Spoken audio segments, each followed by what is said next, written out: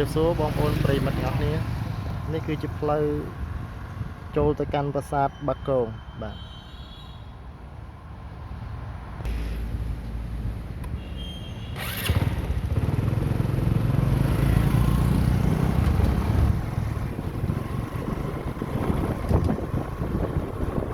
នៅក្នុងសងខាងផ្លូវគឺដើមឈើធំមែនតើបាទទុកទៅជើងជ័យ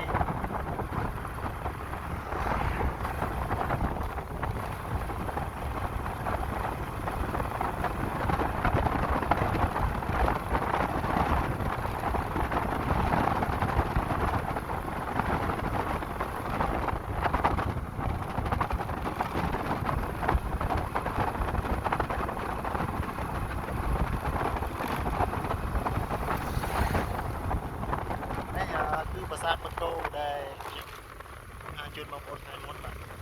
តែយើងតដំណើរទៅខាងមុខទៀតគឺមានប្រាសាទមួយទៀតប្រាសាទបាគង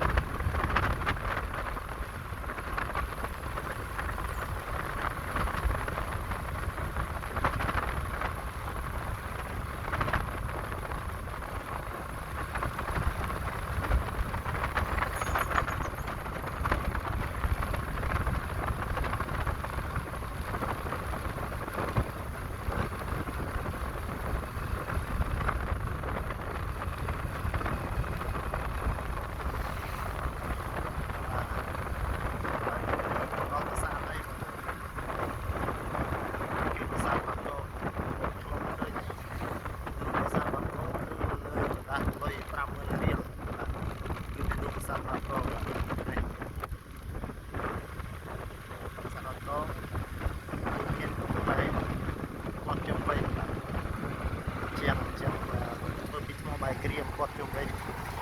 ហើយមានស្រះទឹកបាទតាក់សិនស្រះទឹកជុំវិញដើមឈើធំមែនតើតាមផ្លូវហើយប្រាសាទបាគងឥឡូវអត់ទាន់ចូលទៅដល់ខាងក្នុងទេគឺមើលទីទៀតជុំវិញនេះសិននេះបាទនេះគឺជាកំពែងជាងទៅពីថ្មបាយក្រៀម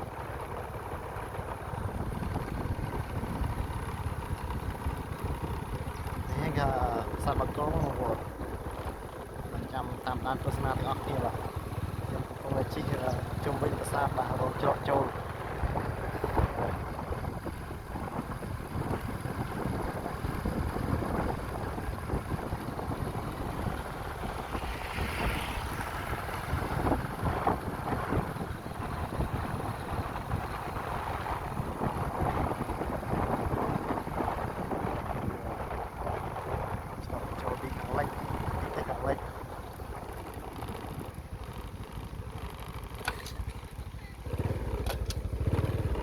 បងចូលទៅបានទេបងបាទក្រៅហ្មងណាបាទនេះបងប្អូនច្រកចូលខាងលិច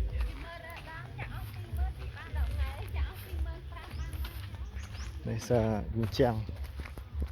លបងយើងហៅងាយស្រួលថាលបងគឺធ្វើពីថ្មបាយក្រៀមរៀបជាដុំលើគ្នាបងប្អូនបាទហើយនេះគឺស្រះទឹកហើយមាននាគដែរបងប្អូននេះគឺចម្លាក់នាគមិនដែលបាក់បិចអស់ហើយបាទនេះគឺច្រកចូលខាងលិចបងប្អូនបាទហើយមានដើមឈើធំមែនតើដើមស្វាយដើមត្នោតដើមឈើទាលបាទនេះដឹងពីសម័យណាទេដើមឈើនេះហើយនេះគឺស្រះទឹកប្រាសាទបាគងជ្រៅបាទនេះជុំវិញច្រកចូលហ្នឹងគឺជុំវិញប្រាសាទនេះគឺមានស្រះទឹកបងប្អូនបាទនេះគឺប្រាសាទនេះបាទ ដូចរូបលុយក្តាស់ 50000 ណាបងប្អូនបាទគឺប្រាសាទមួយនេះឯងបាទប្រាសាទនេះគឺវាលើសាងសង់មុនប្រាសាទអង្គរវត្តទៅទៀតដែរបងប្អូនប្រាសាទនេះគឺសាងសង់ជាថ្នាក់បាទជាន់ថ្នាក់អញ្ចឹងណាបាទនេះអូម្លប់ហ្នឹងខែនេះបាទនេះបងប្អូនបាទអូខ្ពស់ប្រាសាទនេះបងប្អូនមិនទៀបទេ1 2 3 4 5 ជាន់បាទដើម្បីទៅដល់កំពូលខាងលើនេះគឺយើងធ្វើដំណើរឡើងជើងបាទ5ជាន់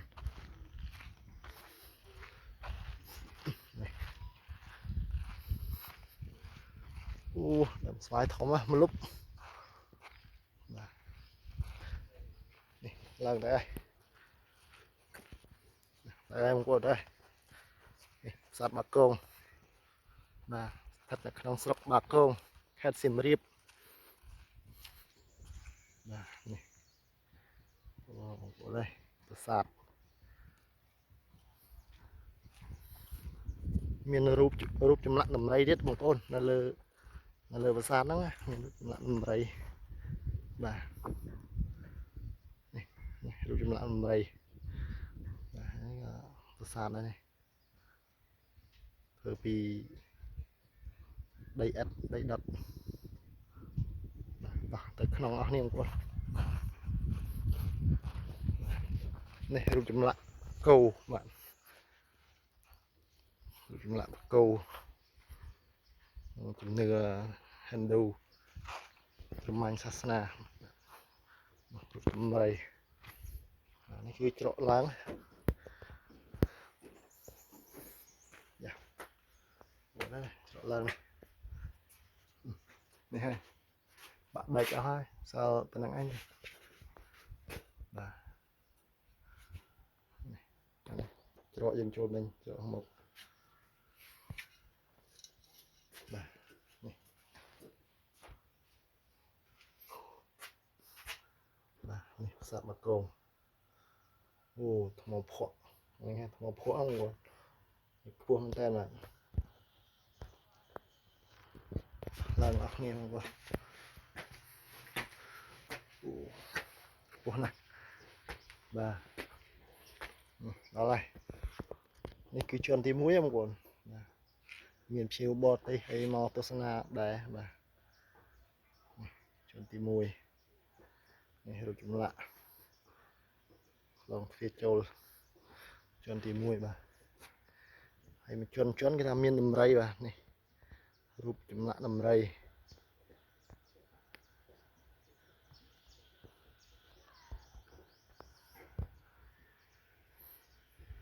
ឡើងទៅជាន់ទី2ទៀតបងប្អូន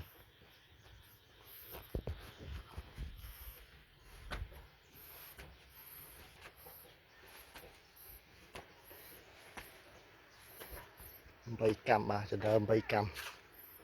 នេះបាទដំរីមួយជាន់គេថាមានដំរីរហូតបាទឡើយខ្ញុំឡើងដល់ជាន់ទី2ហើយបាទបងប្អូនđâyថ្មបាទថ្មប្រាសាទតាមពិតទៅគឺមានចម្លាក់តែបងប្អូនប៉ុន្តែបើសាររយៈពេលយូរពេកទៅធ្វើត្រូវទឹកភ្លៀងទៅអីផងអញ្ចឹងទៅចម្លាក់ហ្នឹងក៏សឹករិចរលខ្លះដែរបាទ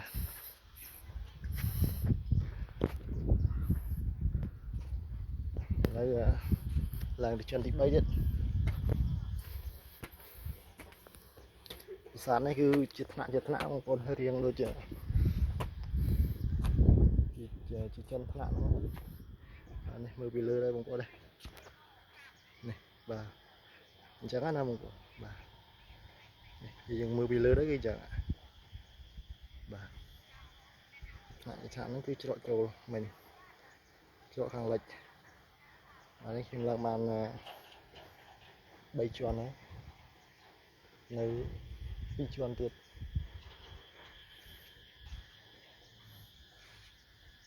បាទឥឡូវ ឡើងជាន់ទី4ចម្លាក់បាទចម្លាក់បានតិចរឹកអស់ហើយបាក់បែកដោយសារគេវាយបាទផ្សារនេះគឺមានទំហំធំដែរបងប្អូនបាទមិនតូចទេហើយលើជាន់ទី4បាទនេះបងប្អូនជាន់ទី4បាទជាន់ទី4មានតោចម្លាក់តោនេះគឺកំពូលប្រាសាទបាទប្រាសាទកណ្ដាលគេកំពូលគឺកណ្ដាលគេបាទមានចម្លាក់មានអីបាទប៉ុន្តែបាក់បែកខ្លះហើយបងប្អូនអើយ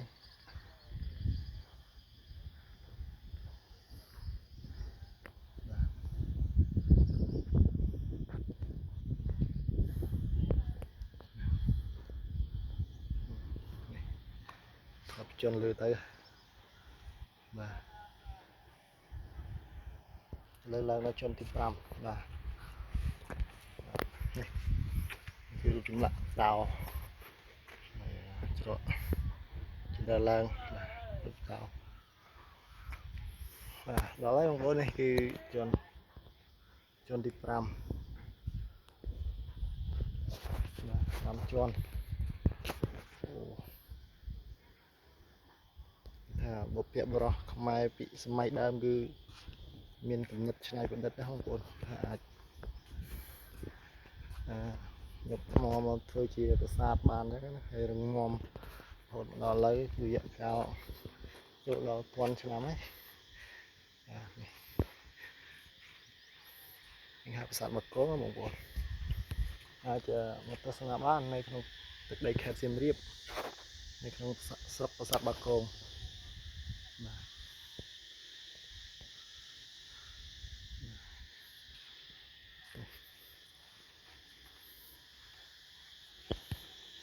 បែកច្រើនណាស់បងប្អូនមានវត្តបាទមានវត្តដែរនៅក្នុងទីធ្លាប្រាសាទនេះគឺមានវត្តបាទធំដែរបងប្អូនប្រាសាទមិនតូចទេប្រាសាទបាទនេះគាត់បាក់បែកអស់ខ្លះអញ្ចឹងណា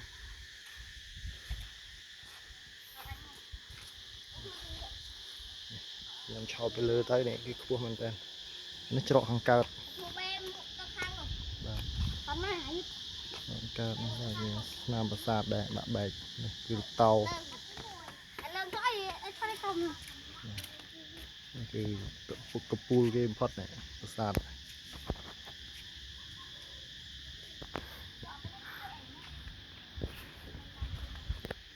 ឡើងទៅមើលលើកពូល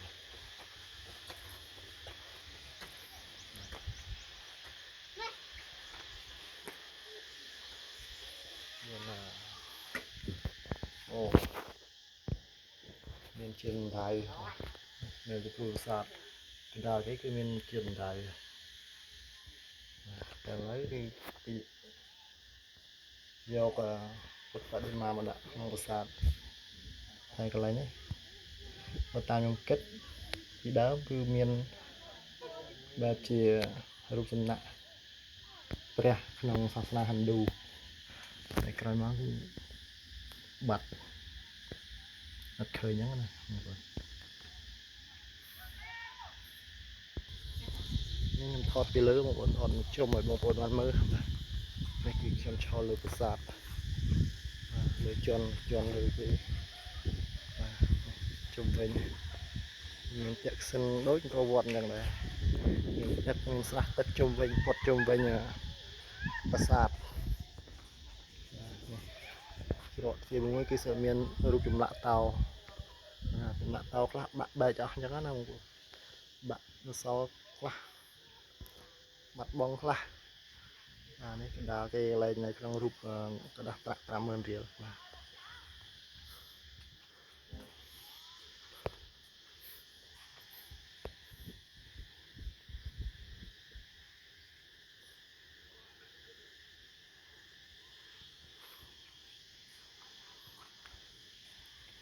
ចឹងច្រកចេញចូលមានតែពីរទេបាទគឺមានច្រកខាងកើតនិងច្រកខាងលិចបាទច្រកខាងលិចហ្នឹងបងប្អូន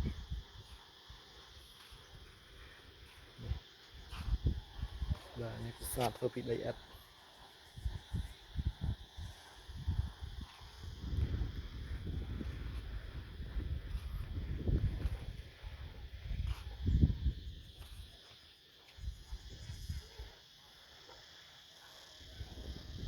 ដូចការឈូកបាទប្រាសាទនេះនៅកពូលគេមានមកកពូលអញ្ចឹងវីដេអូនេះគឺសូមបញ្ចប់តែប៉ុណ្ណឹងបងប្អូនបាទអរគុណដែលបានចំណាយពេលវេលាតាមដានទស្សនាវីដេអូមួយនេះ